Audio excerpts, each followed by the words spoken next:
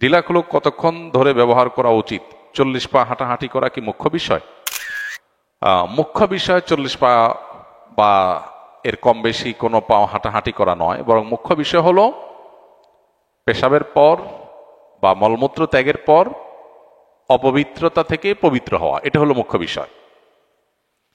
পেশাবের পর আমরা যারা বাংলাদেশের মানুষ এ অঞ্চলে বসবাস করি, আমরা ভাত টাত খেয়ে অভ্যস্ত। আমাদের শরীরের মধ্যে সাধারণত একটু শরীরটা আমাদের রসালো হয়। আরবের মানুষ যারা রুটি খায় বা পাকিস্তানের মানুষ যারা রুটি খায়, রুটি প্রধান, তারা আমাদের চাইতে তাদের শরীরের গঠন থাকে কিছুটা শুষ্ক টাইপ।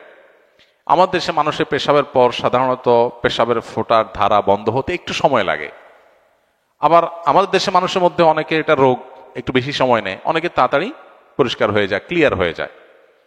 তো এটা আসলে ব্যক্তির উপর বা পরিবেশের উপরে অনেক সময় ভ্যারি করে। খোলাসা কথা হলো, শরিয়া নির্দেশনা হলো ইস্তানজিহু আনিল বাউল ফাইন্না আম্মাতা আযাবিল কবরি মিনহু। পেশাব থেকে পবিত্র থাকো, পরিচ্ছন্ন থাকো, এটা হলো শরিয়ার নির্দেশ। কিভাবে থাকবে সেটা আপনার ব্যাপার। এখন কারোর পেশাবের ধারা ফোঁটা বের হতে শেষ হতে সময় লাগে, তো তিনি ইউরিনালে অথবা টয়লেটে তিনি অপেক্ষা করে প্রয়োজন উঠবস করে তিনি এটা দূর করবেন, দূর করে তিনি বের হয়ে যাবেন। এটা দূর না করে ঢিলাকুলক ধরে হাঁটাহাঁটি করা, এটা বিশেষ করে হাঁটতে হাঁটতে আপনার জনসম্মুখে বা অন্যান্য মানুষের সাথে দেখা হয় এরকম জায়গা পর্যন্ত চলে আসা, অনেক সময় দেখা যায় ইউরিনালের যে গলি ওখানে অন্যান্য মানুষের সাথে মুখোমুখি হয়, এটা দেখতেও দৃষ্টিকটু, আবার অনেক সময় এটা সতর উন্মুক্ত হওয়ার আশঙ্কাও তৈরি করে। আর এভাবে নবী সাল্লাল্লাহু আলাইহি ওয়াসাল্লাম হাঁটাহাঁটি করতে কোথাও আলাদা করে নির্দেশও করেন নাই। অতএব আমরা প্রত্যেকে যার যার দায়িত্বে ইউরিনালে বা টয়লেটে বসেই নিজের পেশাবের ধারা বা নাপাক এটাকে দূর করে তারপর বের হবো ইনশাআল্লাহ। অনেকে আছেন অহেতুক ওয়াসওয়াসার রোগে ভোগেন, তার পেশাব আসলে আসে নাই, তার মনে হয় পেশাব আসতেছে, এই মনে হয় দূর করার জন্য সে 40 কদম 60 কদম হাঁটাহাঁটি করে।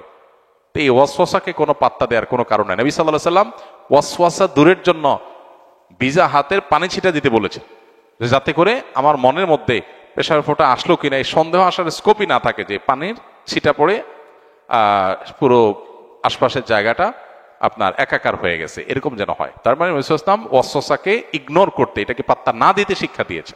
অতএব আমরা সেটা করতে হবে ইনশাআল্লাহ তাআলা।